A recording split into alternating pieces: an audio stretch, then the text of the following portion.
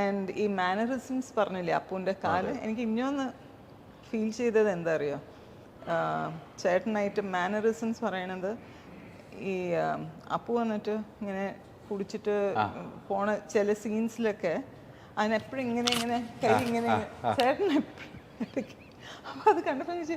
അപ്പോൾ വിനീത് എൻ്റെ അടുത്ത് പറഞ്ഞു, സുചാൻറ്റി അപ്പൂൻ്റെ ഐ മീൻ അപ്പൂനും ലാലങ്കിളുടെ ഭയങ്കര പറഞ്ഞു കുറച്ചൊക്കെ ഇല്ല.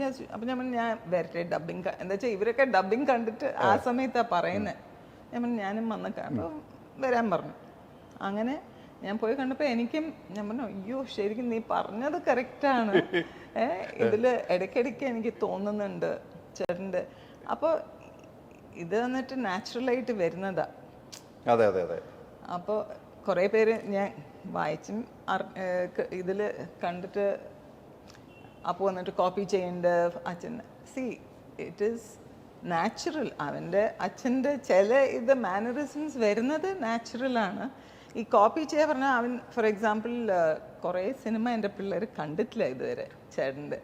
ചിലതൊക്കെ കുറേ കണ്ടിട്ടുണ്ട്, പക്ഷെ ചിലതൊക്കെ ഈ അയാൾക്ക് അതൊന്നും കണ്ടിട്ടില്ല.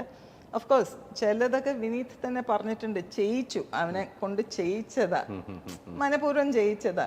പക്ഷെ അത് അല്ലാതെ കുറേ മാനറിസംസ് വരുന്നത് അവൻ തന്നെ അറിയുന്നില്ല.